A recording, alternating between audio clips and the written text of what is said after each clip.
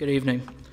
For those of you who know me, one of the things you may know about me is I have great respect for sustainability. I have great respect and appreciation for companies, organizations, teams, etc., that are successful over a long period of time. To me, consistent success does not happen by accident. It happens on purpose, and it is done with a purpose. Kind of an old cliche I kind of hear over the years about success is if you want something bad enough, you can get anything you want.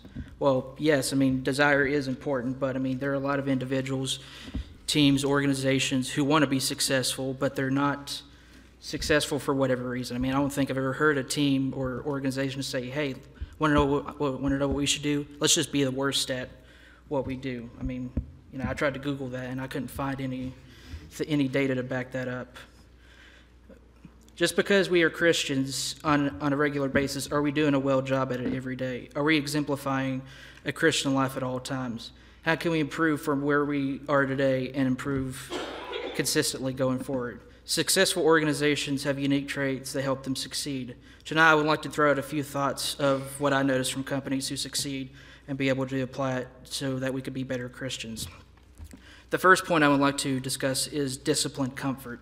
And as I go throughout this first point, I would like to keep the word discomfort in the back of our heads as we go through this.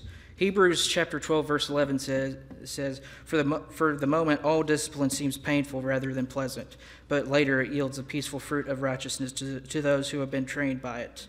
Lately, when I'm not busy with my graduate school work, I'm actually reading another book from Jim Collins. He's a business consultant and former Stanford Business School professor. It's a book called Great by Choice. In one of the chapters, he discusses a concept that could be a little tricky at first to understand, but he discusses how certain companies end up outperforming their competition by 10 times, or in other words, he calls them 10Xers. He discusses a concept called the 20-mile march. Essentially what this concept is imagine you and somebody else.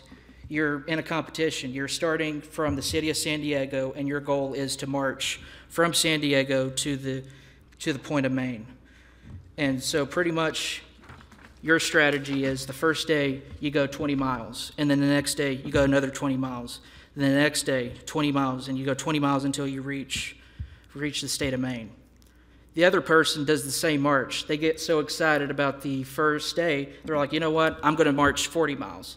Then the next day, they're like, it's a little hot outside. I'm going to take a break. I worked so hard from day one. Why should I put in more effort today?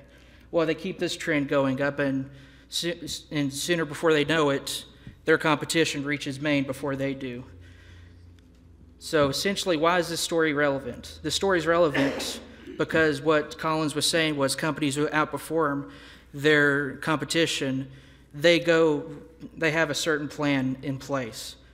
The idea of the 20-mile concept is it creates mechanisms in place to stay on track to accomplish a goal. It imposes two types of discomfort: the discomfort of commitment to high performance during difficult situations, and the discomfort of holding back when conditions are good. As Christians, what could be a 20-mile march for us? Do we maybe have a plan to read the Bible in 1 year? Do we maybe say, hey, I'm going to read maybe 10, 15 verses a day, and that's just going to be it. That's how I'm going to get through the Bible.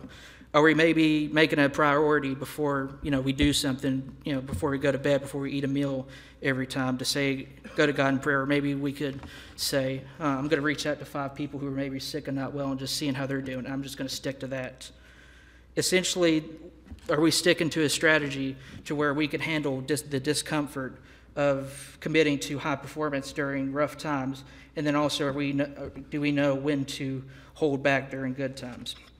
The next point I would like to discuss is preparation, being prepared for any situation. Matthew chapter 24, verse 44 says, Therefore also you must be ready, for the Son of Man is coming at an hour you do not expect. We might not be aware of when situations will arise, so that's why preparation is always critical. So with the Super Bowl Sunday coming up, it's one of my favorite days of the year. One of the things that we usually see leading up to the game are highlights from games past, from years past. And one of the highlights that's shown every year, it's actually one of my favorite moments to actually examine, was the Super Bowl a few years ago between the Seahawks and Patriots. So essentially, I think a lot of you all who A lot of y'all probably know where I'm going with this. So essentially, at the end of the game, the Seahawks were about this far from winning the game. They put the ball in the end zone. They win the game in the final minute. Well, next thing you know, they drop back to pass. It gets picked off by New England. New England seals their 4th title in 14 seasons. So after the game, obviously people are like, well, why would you throw it? I mean, that was such a dumb call and all that stuff, which, people are entitled to their opinion. But it was kind of revealed by players and coaches in New England that, oh, no, we knew that they were going to do that. We were absolutely prepared for that situation. When they came out in that set, when they gave us that look, we coached our, the coaches were saying, we coached our players to be ready for that situation. And when they give that, just go make the play. And essentially, that's what won the game. The only difference was they didn't handle that play very well in practice leading up to the game, but when the moment arrived, they performed. As Christians, how does this relate? Situations will occur, and we need to know how to handle them. What happens when someone's not the nicest to us? How do we react to that? How do we react when tragedy or conflict strikes? I mean, it's easy to be faithful when all things are going well, but what happens when tragedy or conflict strikes? Are we strong enough in our faith and knowledge in God's word to know how to handle any situation thrown our way? With God's word, we have answers on how to handle any situation imaginable. The final point I would like to discuss is the need for growth. During the Sermon on the Mount, this was alluded in Matthew chapter 5, verse 6, when it says, "Blessed are those who hunger and thirst for righteousness, for they shall be satisfied." Are we craving to do God's will every day? Are we striving to better ourselves every day?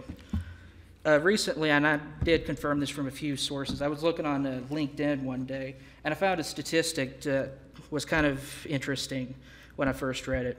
In 1955, 12% of firms who were listed on the Fortune 500 companies were still Fortune 500 companies in 2016.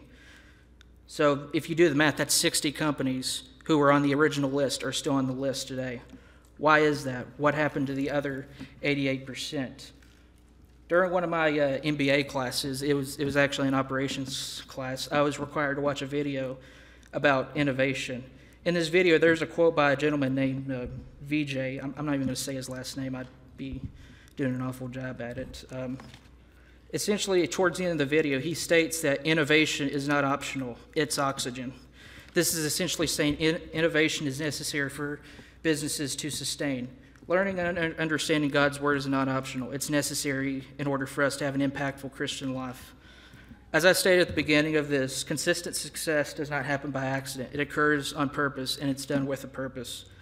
It's not an accident to me that a team this Sunday is going to be playing in their 8th Super Bowl in 17 seasons. I don't think it's an accident that companies outperform their competition 10 times greater than what they do. I don't think it's an accident that 60 companies are still on the Fortune 500 list as of 2016.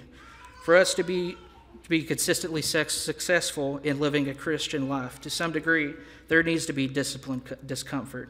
There needs to be proper preparation for any situation, and there needs to be growth on our part. We all have strengths and weaknesses, but what can we do to better ourselves, to bring glory to Christ, to make it sustainable? So if you're here tonight and you would like to be baptized or you need the prayers of the church, please come forward together. We stand and sing. There's a fountain free, 'tis for you and me. Let us haste, oh, haste to its free. 'Tis the fountain